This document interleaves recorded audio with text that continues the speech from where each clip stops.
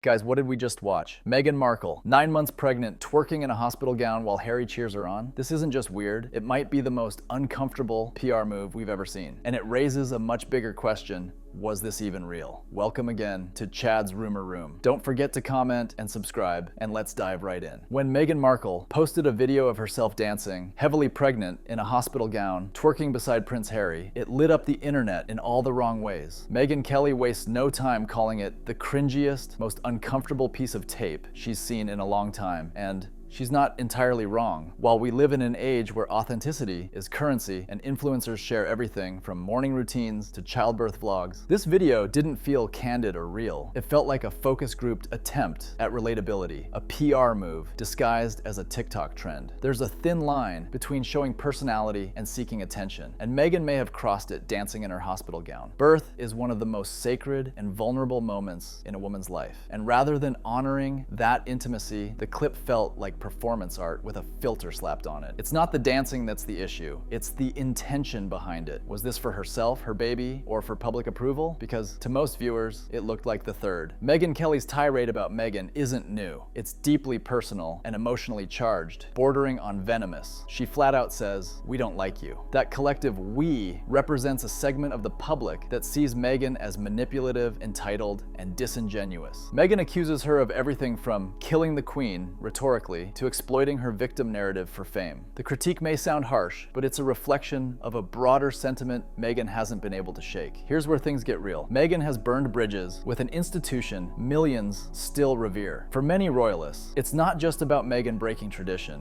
it's about how she did it, with interviews, accusations of racism, and Netflix documentaries that painted the monarchy as heartless and cold. She turned a deeply conservative brand into her personal villain arc. That might play well in Hollywood, but it doesn't land in Buckingham Palace. Or, as Meghan suggests, with everyday folks who don't appreciate royalty being turned into a reality TV saga.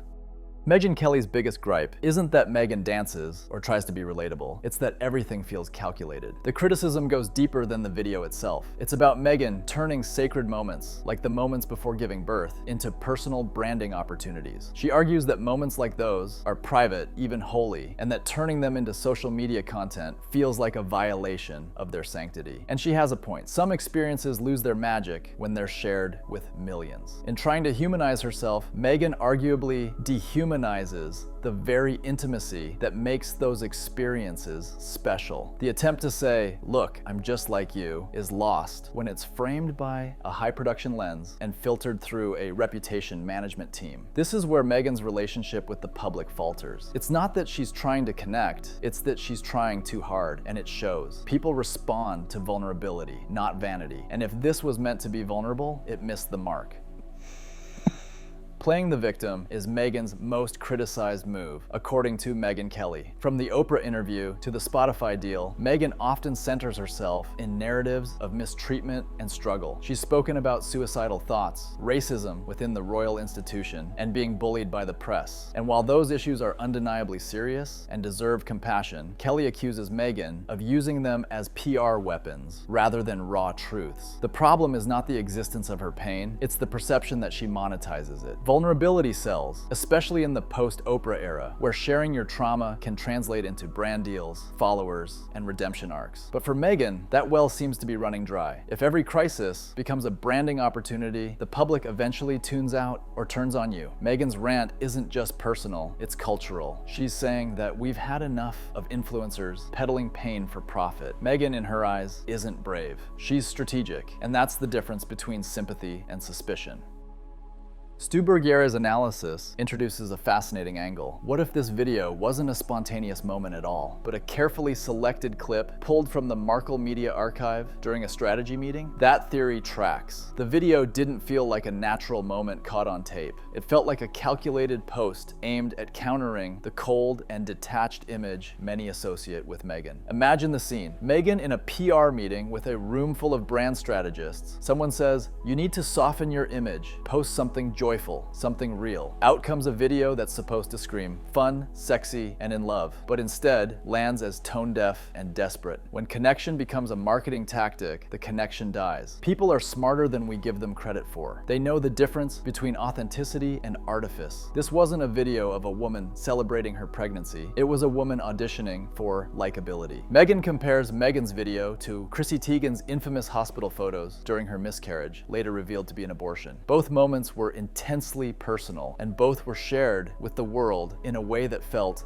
off. Meghan's critique is simple. Why make a spectacle of sorrow? Why perform pain or joy in such a deeply curated way? It's a fair question. There's a growing trend of turning private trauma into public theater. Whether it's grief, pregnancy, marriage, or illness, nothing is too sacred to be content. And Megyn, like Chrissy, stands at the center of that cultural debate. Is it brave to share, or is it branding? The answer probably depends on how it's done and how often it's done. But when every vulnerable moment looks like a photo shoot, people stop believing it's real. And once trust is gone, everything, even a dancing pregnant belly, becomes suspicious.